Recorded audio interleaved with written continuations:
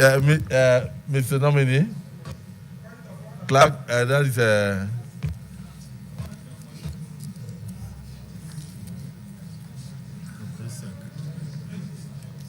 Salako Adekunle Adeboye, right? Welcome to the Senate. We are only doing confirmation screening. We are not doing approvals and confirmation yet. So ours is just to ask questions, note, look at your CVs, evaluate everything about you, your personnel, your life details, and every other thing. And thereafter, the Senate will still go into further sitting on confirmation and approvals. So this is just screening. So please, let's not exhaust all our bullets. If you have anything against any nominee, when we are going into the confirmation and the approvals, before we forward to Mr. President and Commander-in-Chief, you still have a right to bring it up. From your resume, give us very brief summary. And please, let's just use 5 minutes or 3 minutes to give us a brief summary of your resume, your person, where you were born, and if you don't know the name of your village, say so. And thereafter, you answer questions from the civil senators. Your Excellency, the President of the 10th Senate of the Federal Republic of Nigeria, distinguished Senator Godswill Obot Akpabio, the Deputy Senate President, principals officers of the 10th Senate. Mr. President, sir, please permit me to recognize the 3 senators from my state, Ogun State, starting from the senator that is representing me as a constituent of Ogun State, Ogun West Senatorial District, Senator Solomon Olamilekan Adeola, the Chairman, Senate Committee on Appropriation. Also to recognize the senator representing Ogun East Senatorial District, who was governor of Ogun State when I had the privilege of serving as commissioner in Ogun State, Senator Engineer Otumba Gbenga Daniel. Also to recognize the senator representing Ogun Central Senatorial District, my big egbon, Senator Shuaib Afolabi Salis. Distinguished senators, I want to use this opportunity to also thank Mr. President, the President of the Federal Republic of Nigeria, the Commander-in-Chief, for giving me this opportunity, and to also thank my political leaders in Ogun State, particularly my governor, the governor of Ogun State, Prince Dapo Abiodun, CON, and also a former governor of Ogun State, Aremo Olusegun Oshoba. My presence here today, Mr. Senate President, is like breaking a jinx. By nominating me, the President of Nigeria, and my governor have broken a jinx, because since the inception of this democracy, this is the first time somebody from my senatorial district will have the opportunity of being nominated to be a minister of the Federal Republic of Nigeria. And in the history of Nigeria, under democratic rule, this is the second time ever. So what Mr. President and my governor has demonstrated is to show that when they talk about inclusivity, only about political leaning. It is about the diversity in Nigeria. Everybody being given a voice. And I would like to thank Mr. President and the governor for this opportunity. I also want to thank the Senate, sir, because I know that most senates in the world, most parliaments in the world are on recess. But this Senate have decided to shelve their recess to treat this matter. I want to sincerely appreciate the Senate. Once again, my name is Salako Isiaq Adekunle Adeboye. I was born 56 years ago, precisely on the 8th of August, 1967, in Ayetoro, Yewa North Local Government of Ogun State. I am a full homegrown boy. I have studied all my life, all my school in Nigeria. I believe passionately in Nigeria. I believe that Nigeria is a gift to the black race and that everybody must join hands to make Nigeria great. I have never conceived and I have never attempted to travel out of Nigeria because I believe in this country. My primary education was at the United Primary School at Yetoro, after which I proceeded to the prestigious Abeokuta Grammar School for my secondary education. I then went to the then Ogun State Polytechnic, now Moshood Abiola Polytechnic, for my advanced level, before going to the prestigious University of Lagos, where I studied medicine and surgery. While a student in University of Lagos, I was a student leader and I participated actively in all student political activities. I was president of my faculty. I was a parliamentarian of the University of Lagos Student Union. I was very active. After my student days, I did my internship at the Lagos University Teaching Hospital before I was posted to the old Abia State for my National Youth Service. While doing National Youth Service, I volunteered for the Nigerian Guinea Worm Eradication Program, for which I was given an award by the NYC Abia State as one of the top 10 coppers of that year. I also got the Presidential Golden Handshake Award of President Jimmy Carter of the United States. After my university education, I started my working career in some private hospitals before I was also employed at the Lagos State Health Service Commission. And then after a while, I resigned and started my private practice before I was appointed as a commissioner in Ogun State, where I had the opportunity to serve in 3 strategic ministries. The 3 most important ministries, in my opinion, that takes care of food, agriculture, takes care of housing, shelter, that is housing, and that takes care of health. I performed to the best of my activity in those ministries before the end of that government, and I then went back into private practice. In 2020, the governor of Ogun State, Prince Dapo Abiodun, also gave me the opportunity to be the chairman of the Ogun State Hospitals Management Board, where I also performed to the best of my activity. I'm a master's degree holder in public health, and I'm currently pursuing a PhD program in public health with specialization in health policy and management. I believe strongly that the health sector of Nigeria is challenged, but our solutions must be contextualized. It must reflect our peculiarities as Nigerians. We cannot just import. Yes, we have a lot of things to learn from health systems all over the world, but our own health system must reflect our peculiarities. We need a lot of funding in the health sector, but what do we want to spend the fund for? It must be well defined and well itemized so that we spend optimally to the greater good of our people. At the moment, our health structure, our health system is basically focused on curative care, and we need to do a lot more with prevention. Thank you very much, Mr. President, sir.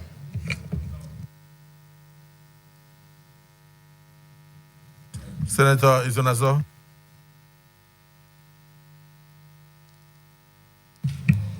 Thank you very much, Mr. President, sitting as chair. My name is Senator Osita Izunaso. I represent Imo West. Mr. Nominee, congratulations for being the first person from your senatorial zone to be so nominated. I'm interested in your CV. I've gone through it and I've seen a lot of things that you have done, both in the private sector and in the public sector. Particularly of interest is the fact that you are doing your PhD right now on health policy and management.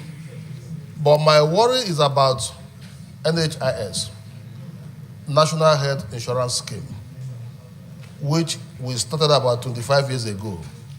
And the overall aim of it is to provide financial barrier for families to have access to health care. But is our NHS, is it really working? Because if you have a medical emergency now and you are rushed to the hospital, you might not be treated if you don't pay money.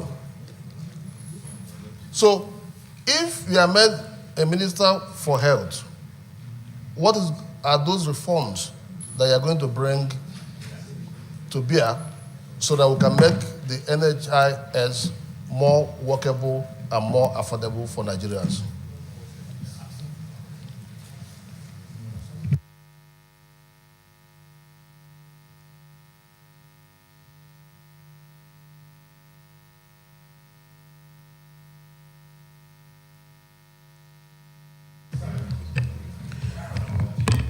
Thank you, Mr. Senate President, sitting as chair, for the opportunity given to me to talk, and my distinguished senators. Jide Ipinjagba is my name, from Ondo North Senatorial District. I have to congratulate you for being nominated. And at the same time, I can predict that you might find yourself in the Ministry of Health. Now, my major concern is this. I want to talk about the local content. Local content has been very, very successful in the oil and gas section. But coming into the medical line, you can see our people selling the herb sellers. The Yoruba call these people that they sell agbo in Yoruba language. Now, when you get outside the country, you find out that they will import some materials into Nigeria, package it very well, under the umbrella of food supplements, and we will be buying them. Now, how will you moderate this when you find yourself in that position, so that we can also make money from the selling of those things in Nigeria, instead of condemning them that they are not good enough, they will disturb your kidney and your liver? Meanwhile, this same thing was what our forefathers were living on, and you cannot compare their age, their ages with what they have today. So I want to advise or ask you, if you find yourself in that ministry, how will you encourage these people to develop that skill into where we can make use of it productively in Nigeria? Secondly, this is a question to you.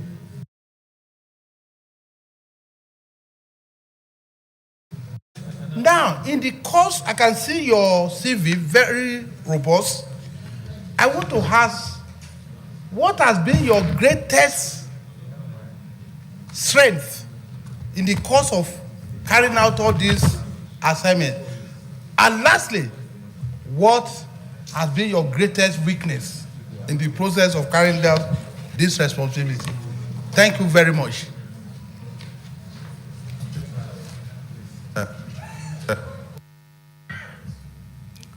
Distinguished Sadiku.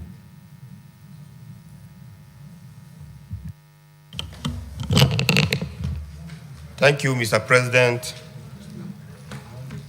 Distinguished colleagues, first I want to start by congratulating the nominee and also appreciate Mr. President for keep supplying us with credible nomination up to this moment.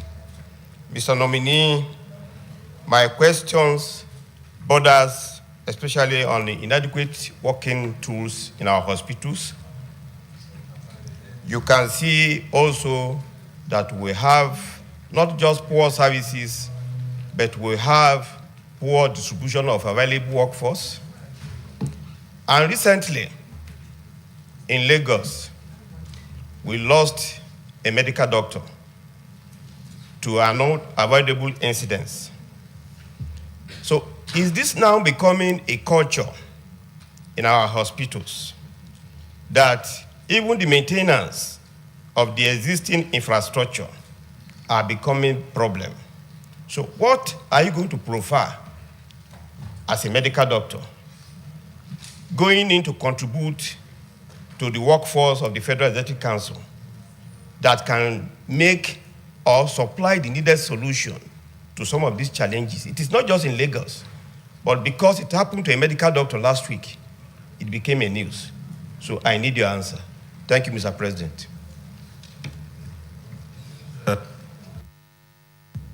Distinguished Senator Tony Wayne. Thank you, my president, sitting at chair. Distinguished colleagues, my name is Dr. Tony Nwoye, representing the group of Anambra North Senatorial District. Let me start by thanking Mr. President for appointing this man, a colleague of mine, senior colleague of mine for that matter. And let me thank Mr. President sincerely that this year marks, or this section marks, a departure because of the very fact this is the cabinet that has the highest number of doctors, if they are confirmed, from what I read. But I have a question, two questions, simple. Dr. Salaku, knowing fully well, having read your resume, knowing fully well that your own brother, Professor Olukoya Ransom Kuti of the blessed memory, was adjudged as one of the best health minister Nigeria has ever produced. This man built our health system around the primary health care system. And he instituted the National Primary Health Care Agency in 1988. That was the year he launched it. And used 52 local governments in Nigeria as a model to test run it. And today, our primary health care is not only built on that, but is deteriorating every day. What are you going to do if by God's grace this Senate confirms you and the minister assigns you portfolio as other health minister or minister of state? What are you going to do to revamp our ailing health sector and also to recognize universal health coverage, which is a global issue, vis-a-vis bringing that model, that initiative Professor Olukoya Ransom Kuti of blessed memory brought, so that we can go near achieving him. That is number one. Number two is that if you are confirmed as a Minister of Federal Republic of Nigeria and you are assigned the portfolio of Minister of Health, either as Minister of State or as the cabinet ranking, which is senior minister, what are you going to do about the global brain drain? What I'm asking about global brain drain, that when we were in medical school, we used to hear that young doctors would travel to London, Germany, America, Saudi Arabia to look for greener pastures. But these days, professors, consultants, medical personnel, pharmacists, even PhD people who had PhD in pharmacy, nurses, midwives, consultants of different degrees, optometrists, and other medical, very senior ones, still travel abroad, abandon our country to look for greener pasture. What are you going to do to stop this ugly trend? Thank you, Mr. President. Distinguished Senator Benson Ebowe.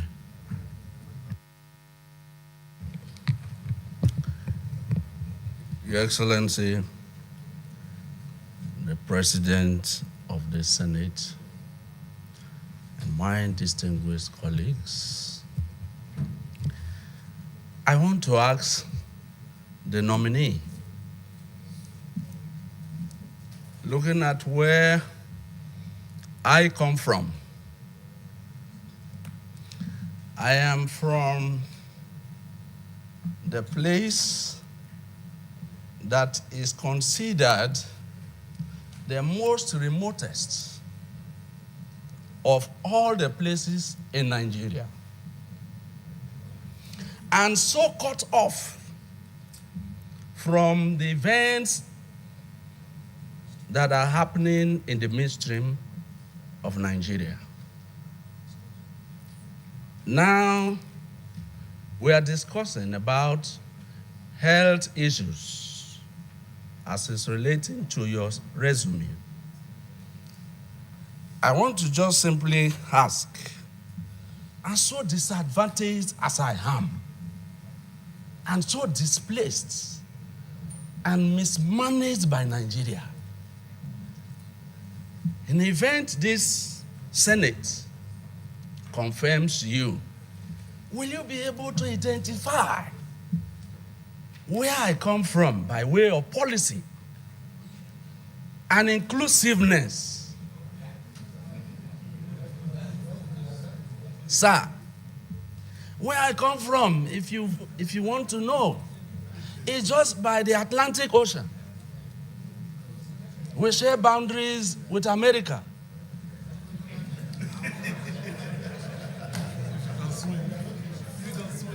We share boundaries with America, but very far from America. As I speak, for me to get to my village, I have to be covered under waterproof on a speedboat before I get there. Just this morning, I had a phone call from a woman that was delivering and could not deliver. And they have been trying to bring her to Yenangwa. And that will amount to 1 hour, 30 minutes before they will get to Yenangwa. This is what we suffer. How will you be able to attend to these issues in the riverine where I come from? Thank you, Mr. President. Sir. So that I will be very close to America.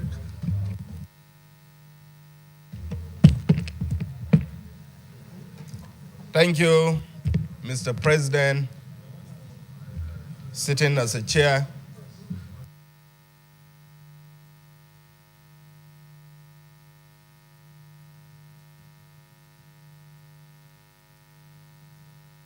Use your mic, please. Congratulate you on the nomination by Mr. President. Going by your resume, most likely, when you are confirmed by this distinguished Senate, you might be taking care of or you will be leading in the health sector. My question to you is simple. I've had the opportunity to chair the immunization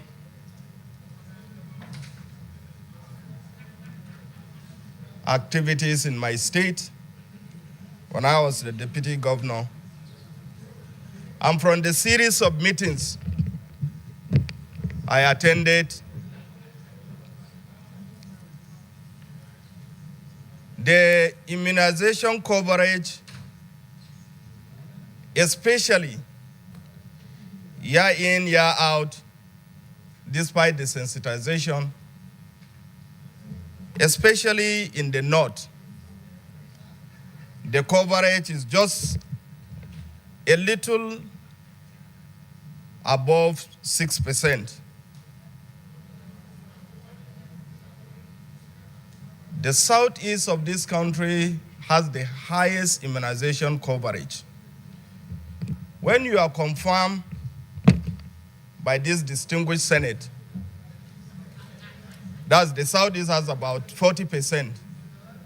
And you can imagine in the north, we have less than 10% of the immunization coverage. when you are being confirmed, eventually, if you are confirmed by this distinguished Senate, I want to find out from you what policies or what actions are you going to take in order to ramp up the immunization coverage across the country. That is one. Number two, the Gavi is the global action on immunization. And as we are aware, all the states, the 36 states of the Federation, they are participating. They are stakeholders, and we contribute year in, year out. But however, we have problems in the procurement policies or in the procurement activities procedures by Gavi. One of the challenges is the Gavi don't, in most cases, sit down with the states that are concerned to find out exactly they need. I give you example. Last year, Gavi distributed some vehicles, Hiluxes and motorcycles. But to our surprise, most of these vehicles they distributed,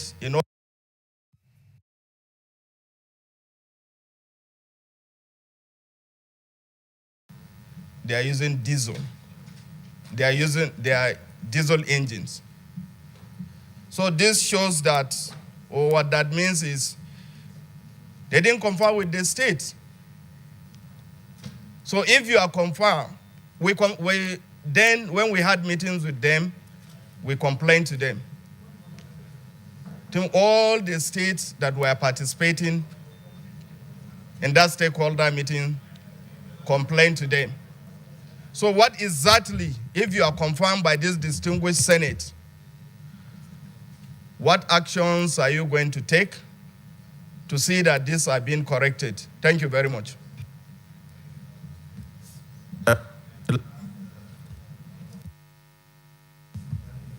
The last question, Senator Benga Daniels.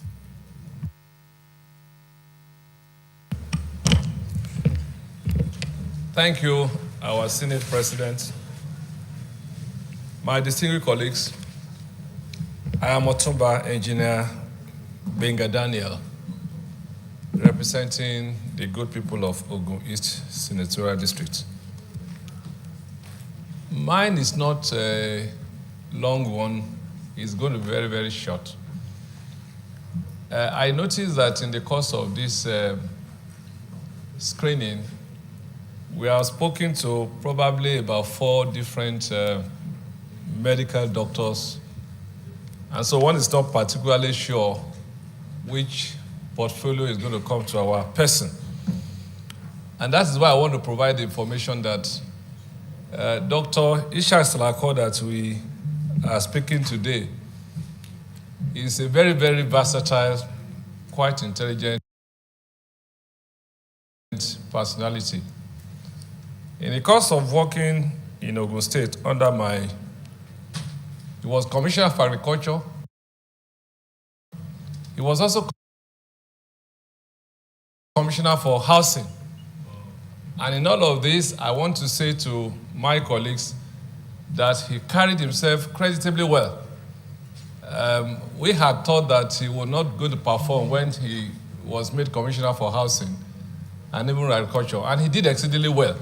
So I just want my colleagues to take note that in Dr. Ishak Salako, we have a very versatile, very hardworking, very intelligent personality who can hold his own in any portfolio that he is virtually given. Thank you very much.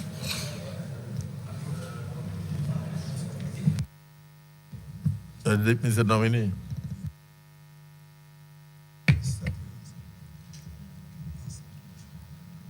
The President of the Senate, once again, thank you very much for the opportunity The question on National Health Insurance Scheme, which is focusing on why the low coverage and what is the solution to improve the level of coverage.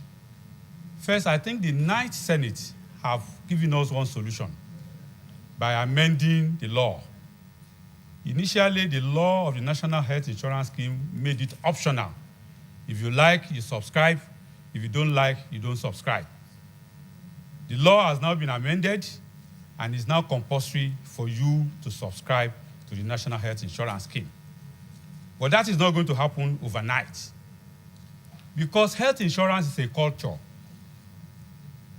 It is something that it is not part of our culture, which means that we must spend time on advocacy, on enlightenment, so that people see the benefit of subscribing to health insurance. The other thing is that once they now subscribe and they're able to see, even if it's 20% that is subscribing, and the 80% can see that those 20% are doing better than they are, that is also an incentive for increased subscription. So it's something that's going to take time, but I believe that we're on the path to improving health insurance subscription in Nigeria. On the issue of local content in our healthcare system, I did mention that we have a lot to learn from other locations, but our health system must reflect our peculiarities. There's a place for alternative and complementary medicine in our health system. In Ogun State today, under the leadership of Prince Dapo Abiodun, we have the Alternative Health Board, which is to bring the alternative health practitioners into the umbrella that is regulated by government. It is important that the national body, that is the federal government, comes up with policies to encourage this and to ensure this goes down, such that alternative healthcare system is brought formally into the healthcare system of Nigeria. On my greatest strength, well, I always believe in a team play, and I always see myself as a team player. Each place that I've had the opportunity of working, whether civil servants or colleagues who are not civil servants, I've always had the privilege of working amicably in a team manner with everybody, which has helped us a lot in achieving our objectives. On brain drain, well, brain drain is a very, very big problem in Nigeria. There's no doubt about it. Earlier on today, I was checking the WhatsApp platform of my colleagues that we graduated together from the University of Lagos in 1992. Close to 50% of us are outside Nigeria. There are 105 people on that platform, and that out of that 105, 55 are outside Nigeria. That is a reflection of the level of the challenge. But I believe that brain drain is both an economic problem and a non-economic problem. Each time, we have always looked at it from the narrow angle of economy, that people are just traveling because they want better pay. Yes, there's nobody who doesn't want better pay.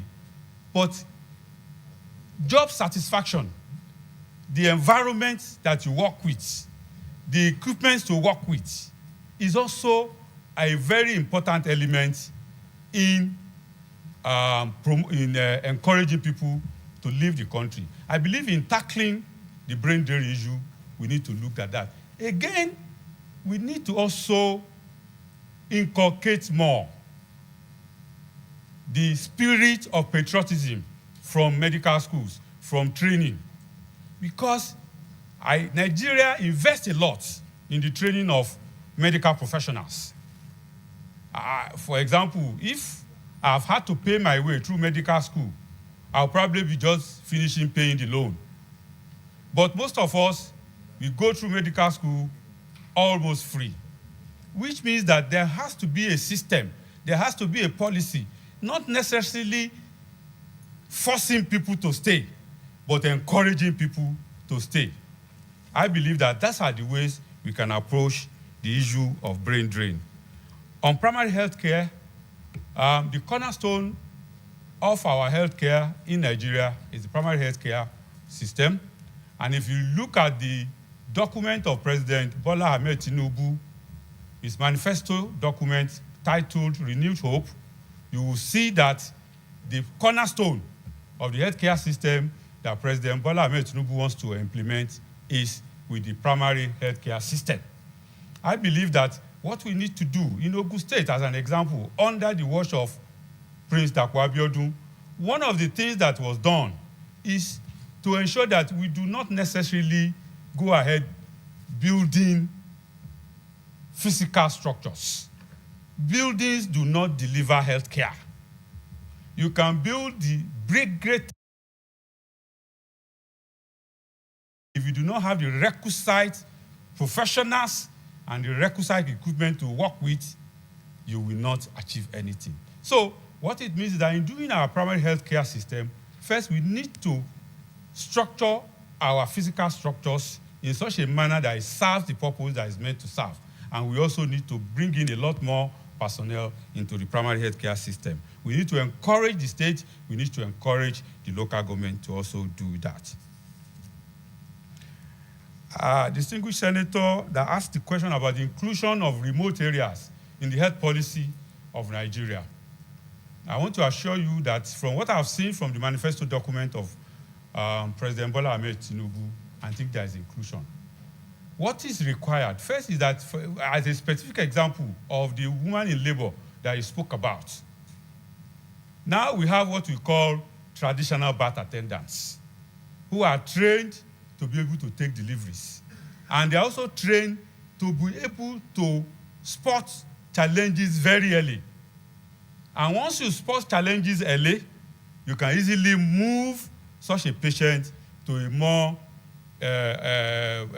advanced center so that there can be appropriate intervention.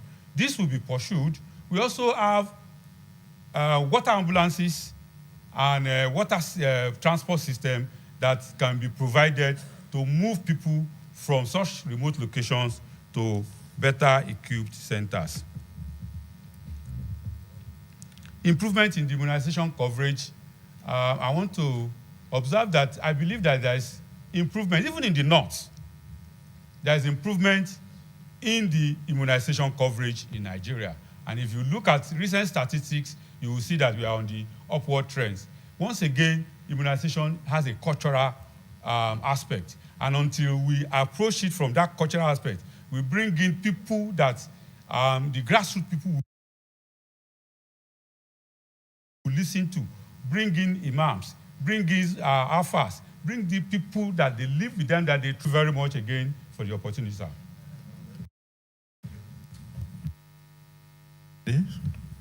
For answering all our questions. You may now step forward and then courtesy and take leave of the Senate.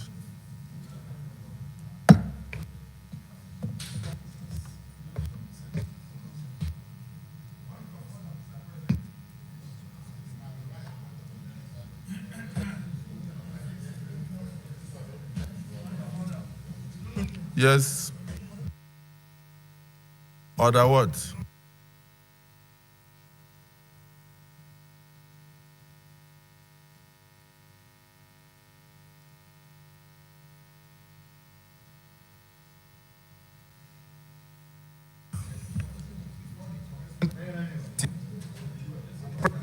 Shall refuse to allow the claim unless he is satisfied that the matter is definite and urgent. Order 51 reads thus: notice shall not be dispensed with in the case of motion or in respect of any other proceeding for which notice is required, except with the consent of the President of the Senate and the general assent of the senators present.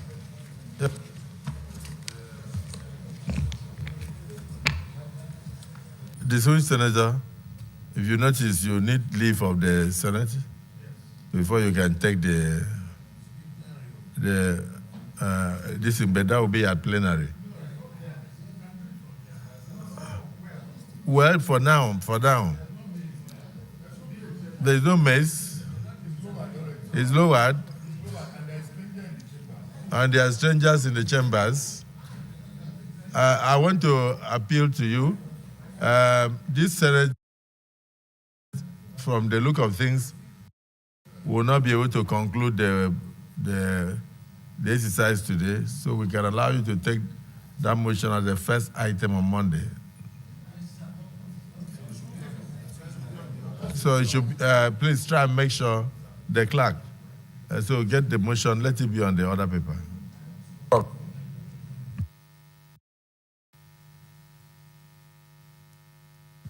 Leader of the Senate, just for a break. We go and break and come back.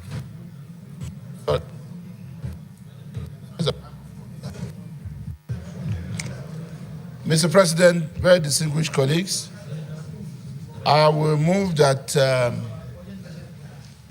we go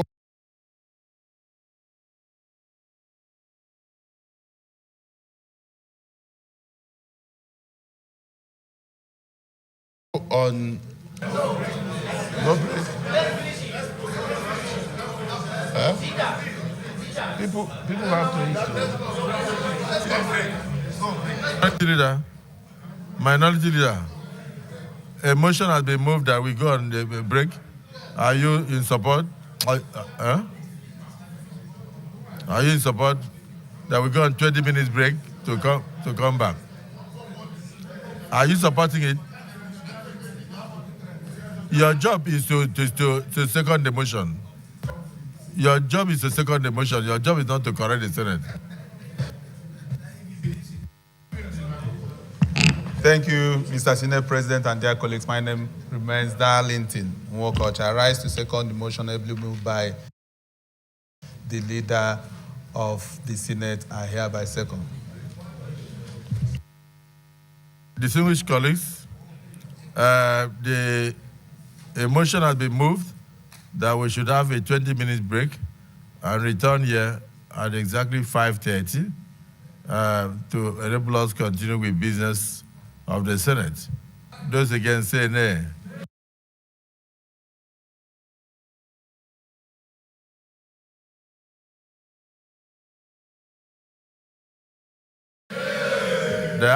The ayes have it. Go ahead.